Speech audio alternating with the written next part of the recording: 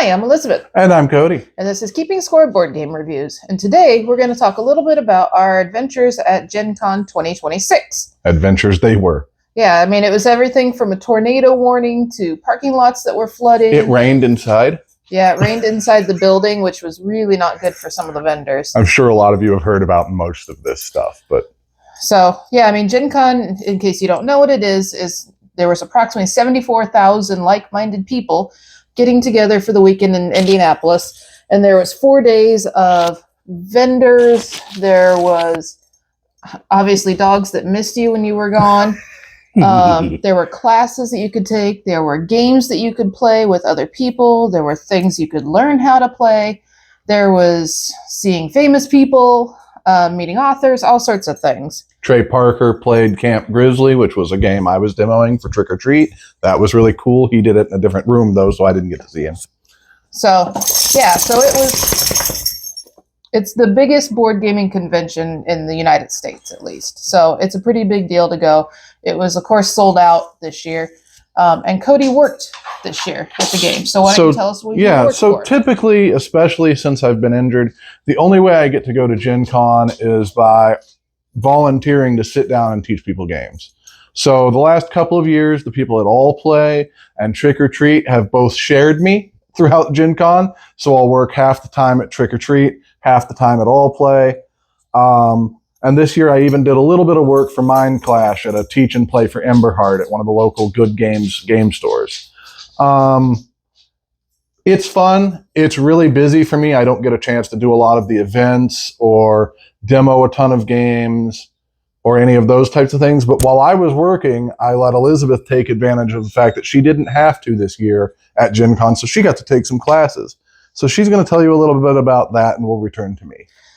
So there's all sorts of classes. Mm-hmm. I mean, there's classes for how to play games. There's classes for making things. There's classes for learn how to cosplay. There was a class for how to make your own pasties if you really wanted to. So it's a little bit of everything. So this year I kind of focused on making of things because I would like to make more things related to board games. So one of the first classes that I took was miniature painting. And if you remember last year, I took a class on mini painting, and it was with speed paints. But this year I took a class with regular paints. Puppy dog, I know don't mind us while we play with the dog. He missed us a little bit more than he needed to. So the first class I took was basically on painting and working on your details and stuff. And so I'll bring this up to the camera so you can see my little guy. Let me see if I can get it to focus there.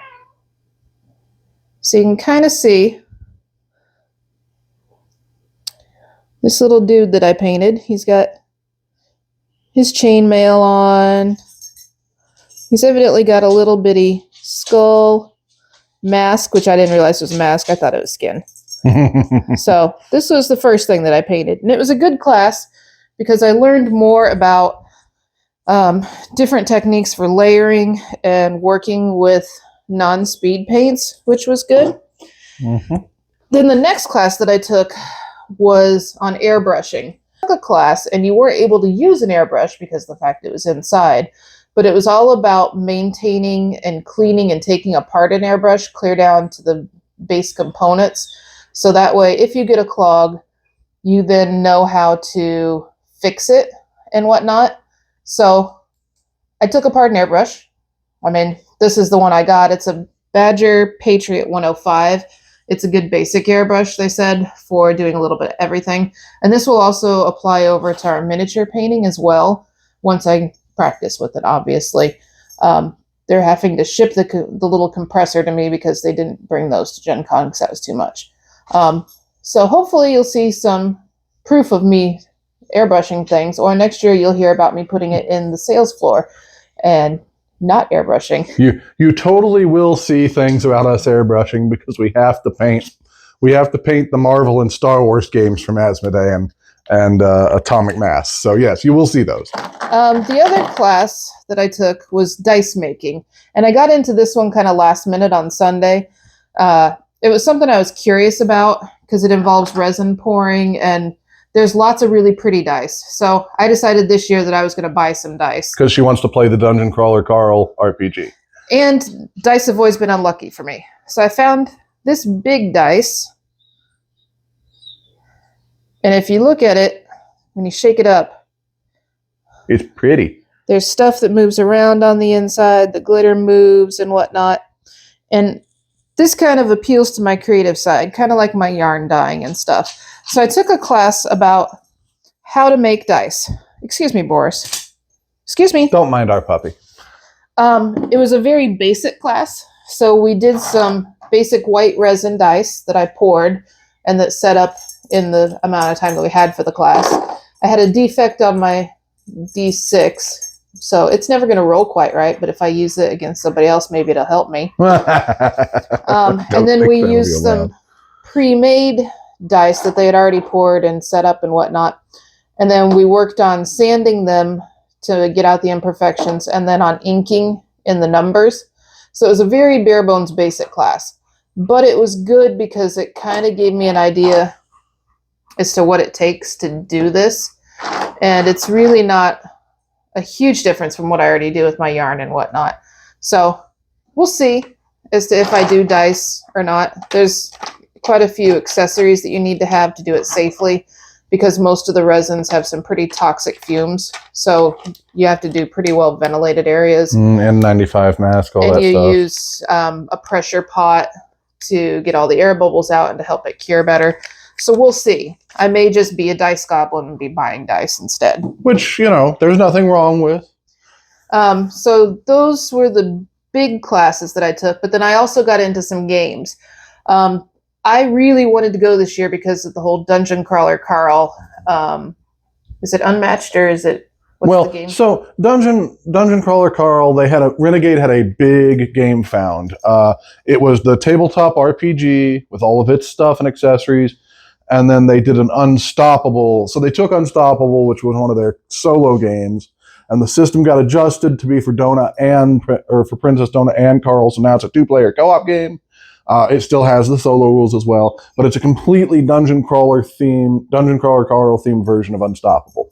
Unstoppable is, from what I'm told, a very good game. I haven't had the chance to try it yet, and the new version looks pretty spectacular.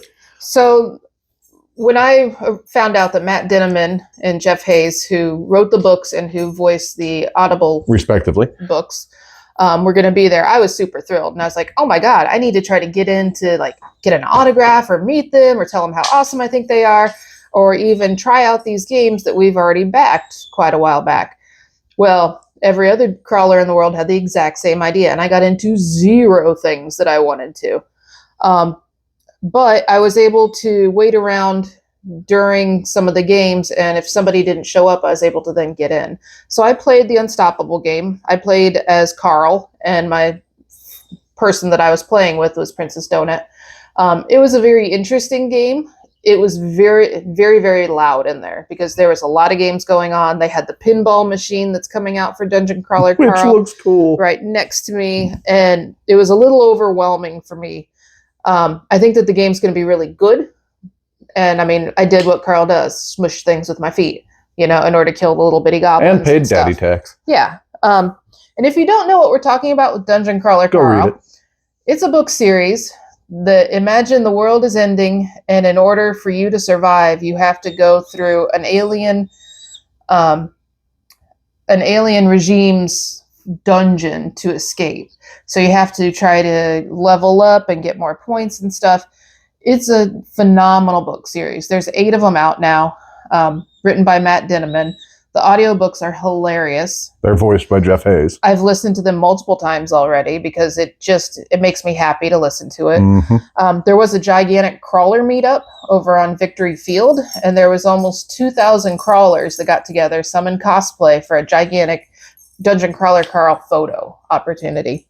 So I played the Unstoppable, and it was all right. I think that in a quieter situation, I'll have a better time playing it. And then we got into tickets for one of the TTRPG sessions after the convention was over for the day, where I played a Scottish Highland Terrier, and you were... And I played a French aristocrat. Yeah, and we were fighting against George Washington. No, Greg Washington. Greg Washington. It was an alt history. So the way the dungeon crawl works is they've got these side programs they run in the books that you don't hear. You hear that they exist, but you don't see a lot of them. So it's a really good way for them to let you run a TTRPG without breaking the canon, so to speak. So like this dungeon master set up an alternate history program where you were taking on Greg Washington and his Zimbabwe warrior samurais and just all these other things that the aliens got wrong about human history. Like some kid somewhere in the alien universe wrote a history report about Earth using completely flawed information. And it was hilarious. Elizabeth has never done tabletop role-playing before, really, at all. So she didn't get quite as into it as I think she will when she gets used to being around a group of people that are improving pretty much everything they do. But I think she had a little bit of fun at least. And Yeah. My character had a power called animal handling, and it wasn't for physical animal handling. It's to talk to animals and get them to calm down and stuff, right? Well, I asked the DM, how literal can I be with animal handling? So I picked up her Scottish Terrier and threw it at a creme brulee, which is a sentient creme brulee that was attacking us. And I did the Scottish fastball, which is picking up the dog and throwing it at the enemy. Very funny, completely unexpected, even by the DM. Everybody got a good chuckle out of it, except for her. She threatened my life. Yeah, I turned around and bit him with my dog because I was not happy about it. It was very funny, though. So yeah, I had zero experience in TTRPGs, and it was very, very loud in there because everyone was very excited. I did go and talk to the makers of Dungeons and Kittens, which seems a little more my speed because it's 8+. So I'm going to try to maybe get a copy of that and start out at that level before I work my way up to figuring out skills and all these other things with Dungeon Crawler Carl. So, but it was a good time overall, and I can see how the game is kind of going to play. Another thing I did while I was at the show is anytime I wasn't working with one of the teams that I worked with, I was off footing around trying to give people our card for the review channel, because I want to talk a little bit shortly about why this review channel exists. I started it last year. It is my only way to keep up and keep involved with my favorite hobby, because since I've been injured, there's been no work. I don't have disability yet or any of those things, so I can't afford to enjoy my hobby or basically anything.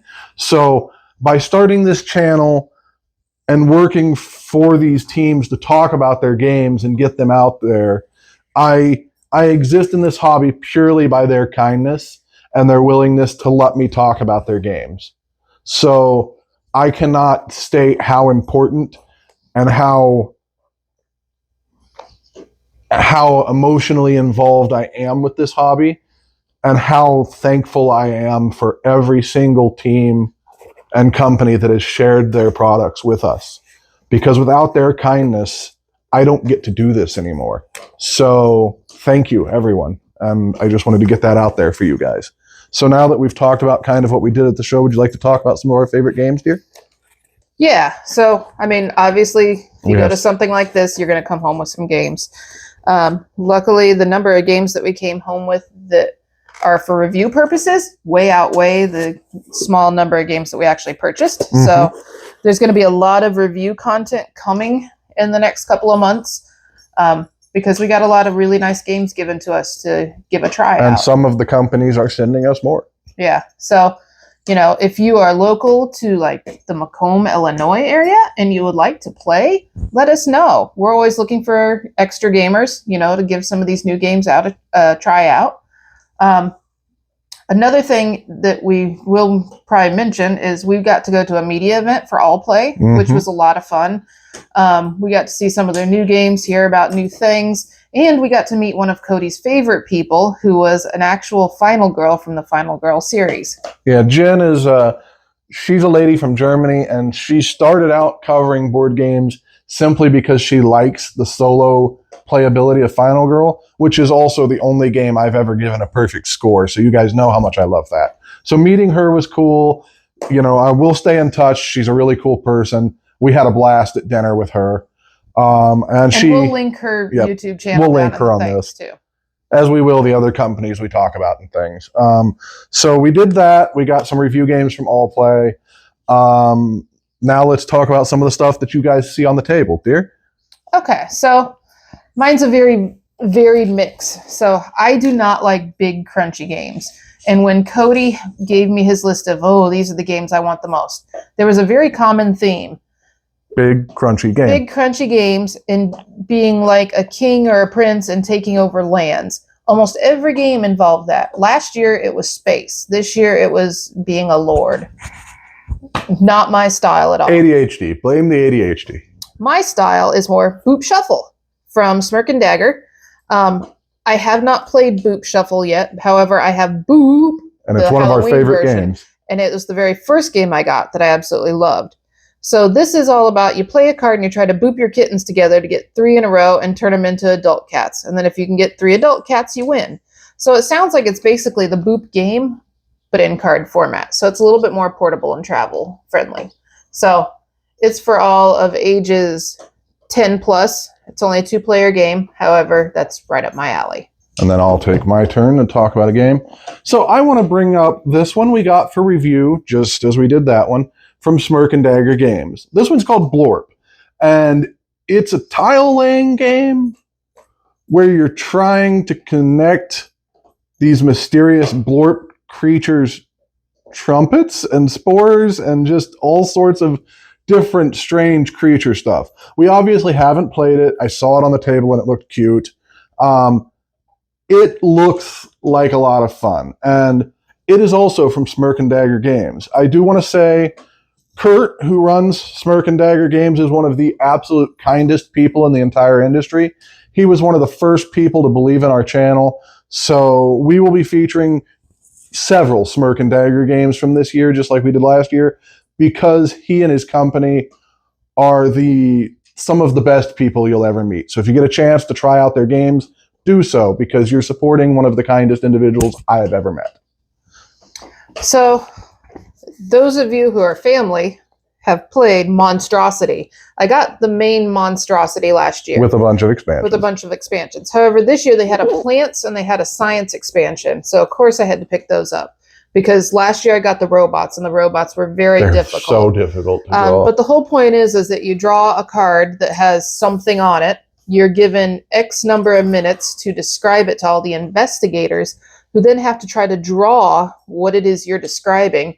And at the end, everybody votes on who is the closest to drawing the actual suspect. It's a really good party game. It says for 3 to 8 players, but this has board number 13 in it. And I'm pretty sure that we have enough boards to do 13. Oh, at least by now. So yeah, it's a very silly game, but it's a lot of fun to see everybody's drawings at the end of the game. Nothing looks even remotely right, but it's whoever got it the closest. Yeah. So, really good game, though. And this one is from Friendly Skeleton. So now I'm going to switch over to probably the game we were most excited to buy this year. We didn't buy very many, but the first one that I sent Elizabeth to get was Layers. And she managed to get everything for it, like the Kickstarter, you got all the expansions, the bonus stuff, etc. And the reason I am so excited about Layers is, imagine Battleship, but you've designed a dungeon and the other person's trying to get through it. And it's a little more involved than Battleship, obviously, but it's that same, you go to a square and then you're trying to look for certain things, and then the other player's like, oh, that square has a blob. Good luck. And there's a lot of different things that come with the expansions, but this is the core game, and it just sounds like a blast. And KTBG is known as Kids Table Board Games. They do a lot of really cool, really cute games that I someday want to get a hold of. But Layers was just one of those. I love dungeon crawling, and I love the idea of taking that asynchronous, one person designs it, the other one gets through it gameplay. It looks awesome, and I cannot wait to try it. So that's Layers. That was our biggest, we needed to get this at the show game. And it did sell out. Oh, absolutely. I got in line for it trying to remember if it was Friday or Saturday, and there were only almost too late. Yeah, there was only 2 or 3 copies of the expansions after that were able to be purchased. So it was a very hot game for sure. Cody managed to get this game for us for review from Game Right, and it's called Lying Cheating Raccoons, the Ultimate Game of Deceit. She said she wanted us to take a look at it because Jimothy makes a lot of news and raccoons are big right now. Not me. That isn't what I No, said. no, that's what the lady that does the marketing, yes. At Game Right said. So it basically says you're a group of shady raccoons having the most trash is a big deal. How you get a hold of it, that's up to you. Lie and deceive your furry neighbors to steal their treasured rubbish, or play the game honestly and goodwill and probably lose. So you roll a dice and you hide it underneath your trash can, and then one at a time you take the action shown on your dice to steal trash from other people or ignore it and lie. And you can challenge other raccoons if you think that they're not telling the truth. So you lie your way to collecting all the trash tokens.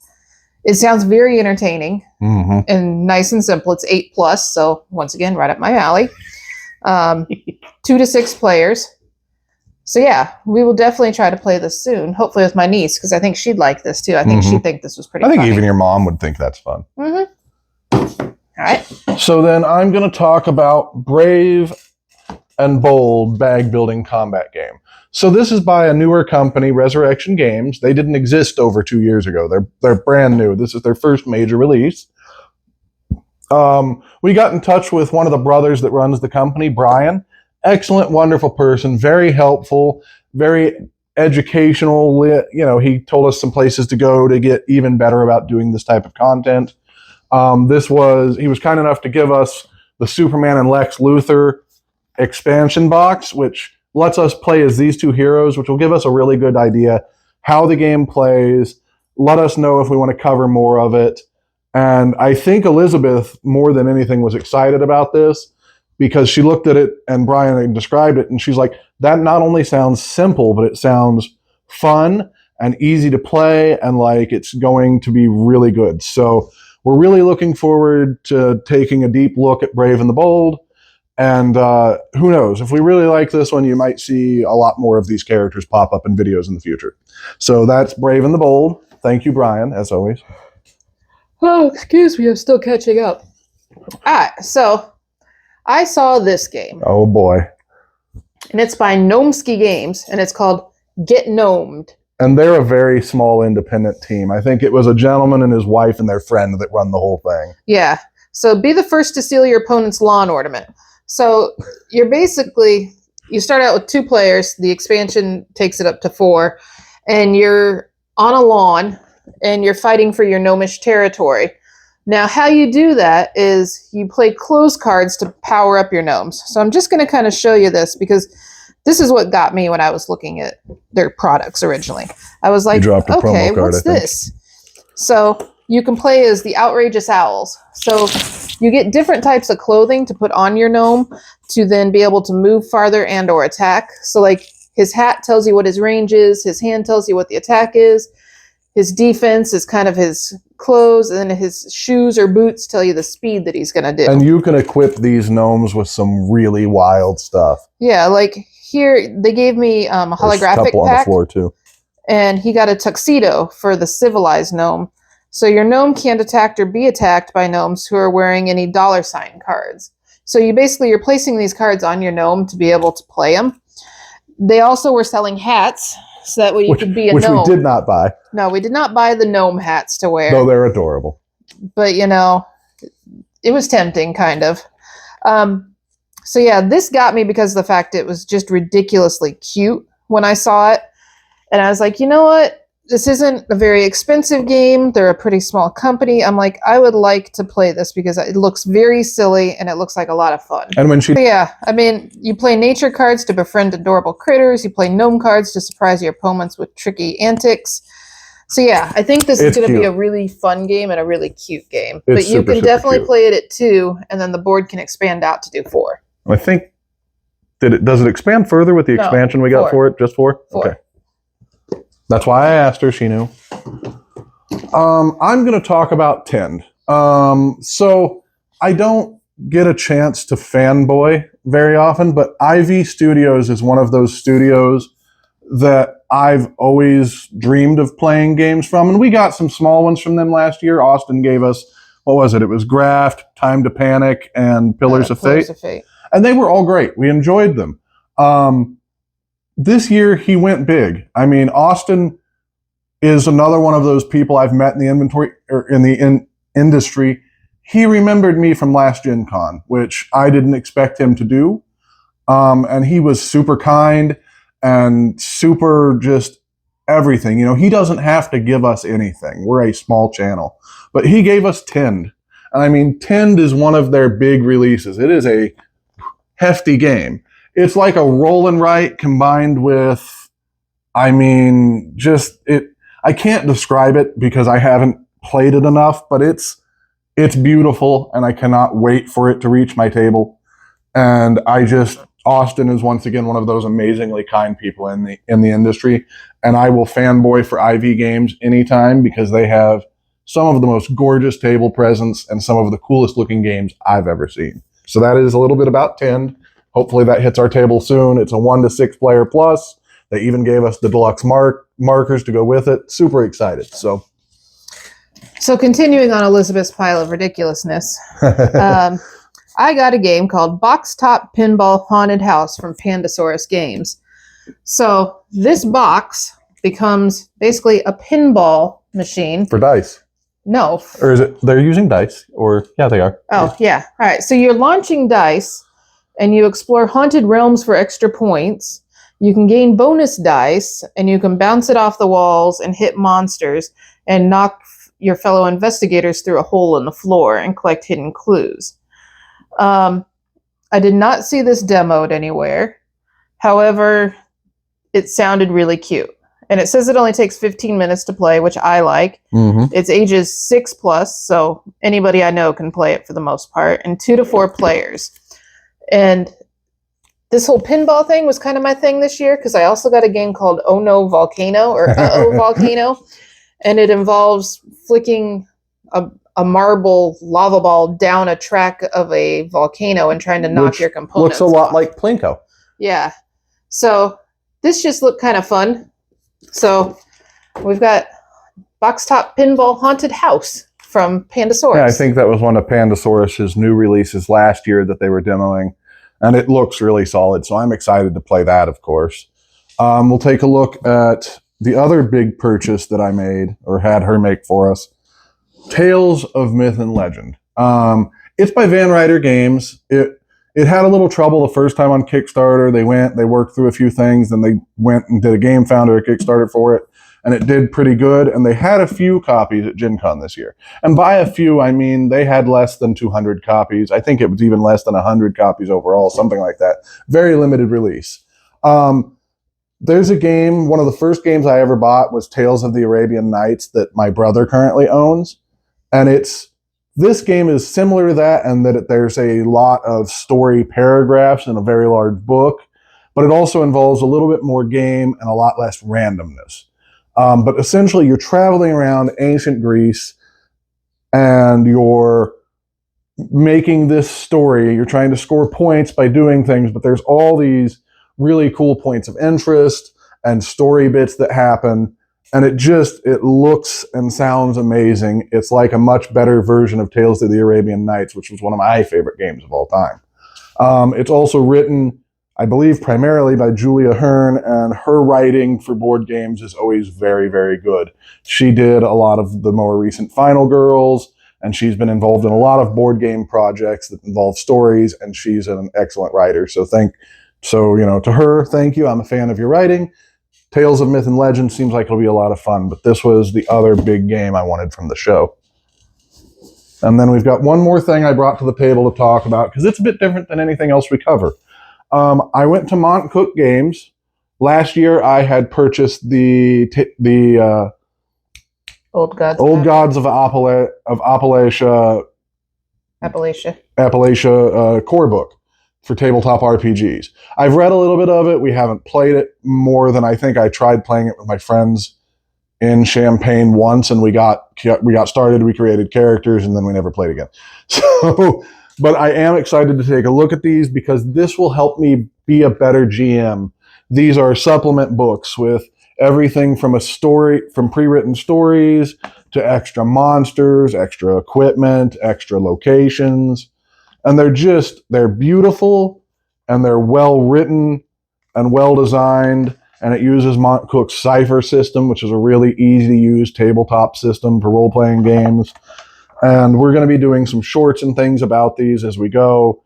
I can't wait to play more Old Gods, and I can't wait to use these supplements that were kindly given to us by, I forget her name, but she's at Mont Cook, and she's a wonderful person.